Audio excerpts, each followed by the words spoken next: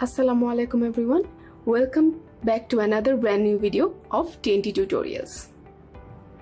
আজকে আমরা খুবই ছোট্ট এবং ইজি একটি টপিক নিয়ে ডিসকাস করব, সেটা হচ্ছে প্রেশার ভ্যারিয়েশন ইন গ্যাস। আমরা কিন্তু এর আগে pressure variation in static fluid and pressure variation in multilayer fluid দেখেছি, কিন্তু সেখানে ফ্লুইড বলতে কিন্তু আমরা তরল পদার্থ বিবেচনা করেছি। আমাদের ফ্লুইডের মধ্যে কিন্তু গ্যাসীয় পদার্থ ইনক্লুডেড। তাই আজকে আমরা একটু দেখে আসবো যে গ্যাসের ক্ষেত্রে প্রেশার কিভাবে ভ্যারি করে। তাহলে চলুন দেখা যাক। গ্যাসের ক্ষেত্রে প্রেশার কিভাবে ভ্যারি করে সেটা দেখার জন্য আমরা এই ক্ষেত্রেও একটি কন্টেইনার কল্পনা করছি, এবং এই কন্টেইনারটা হচ্ছে গিয়ে ফাঁকা, অর্থাৎ বেসিক্যালি বাতাস দিয়ে কন্টেইনারটা ফিল্ড আছে। এবং এখানে আমরা তিনটা পয়েন্ট কনসিডার করেছি, এ পয়েন্ট, বি পয়েন্ট এবং সি পয়েন্ট।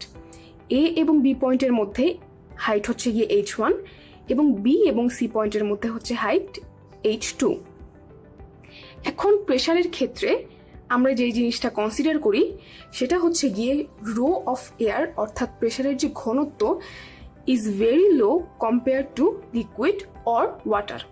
অর্থাৎ গ্যাসীয় পদার্থ বা বাতাসের যে ঘনত্বটা সেটা হচ্ছে কি আমাদের যে কোনো লিকুইড সাবস্টেন্স, এমন করে কি পানির চেয়েও খুবই ক্ষুদ্র, এবং এটা এতই ক্ষুদ্র যে আমরা বাতাসের ঘনত্বকে অলমোস্ট জিরো ধরে থাকি।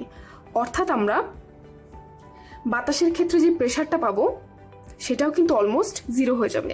কারণ আমরা কি জানি, আমরা প্রেশারের সূত্র থেকে জানি যে প্রেশার হচ্ছে গিয়ে রো ইন্টু জি ইন্টু এইচ, এবং আমরা যদি রোকে জিরো ধরি অবশ্যই রো জি এইচও জিরো হয়ে যাবে।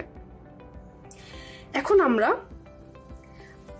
বি বিন্দুর প্রেশার যদি বের করতে চাই, আমরা নর্মাল ফর্মুলা থেকে, আমরা এর আগে যে ফ্লুইডের জন্য ফর্মুলা বের করেছিলাম সেখান থেকে আমরা জানি যে বি বিন্দুর প্রেশার হবে হচ্ছে এ বিন্দুর প্রেশার প্লাস রো জি ইন্টু এই দুটির মধ্যে হাইট, অর্থাৎ H1। অর্থাৎ পিবি হবে হচ্ছে PA প্লাস রো জি H1।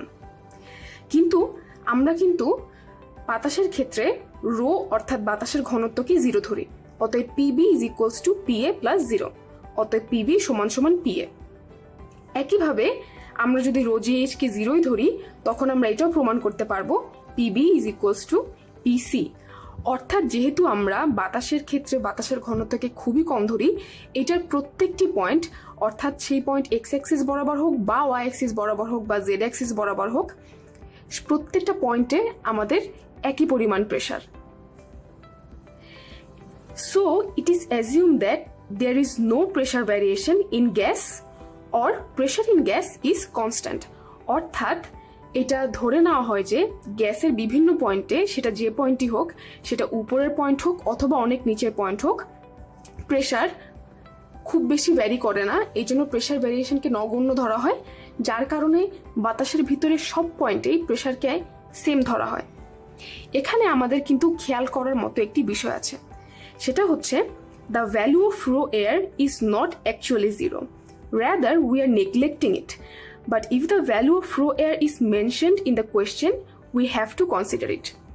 অর্থাৎ আমরা জেনারেল যে কোনো ক্যালকুলেশনের জন্য আমরা বাতাসের যে ঘনত্ব সেটাকে শূন্য ধরি, যার কারণে বাতাসের বিভিন্ন পয়েন্টে আমরা প্রেশারকে কনস্ট্যান্ট ধরি, অর্থাৎ একই প্রেশার কাউন্ট করি।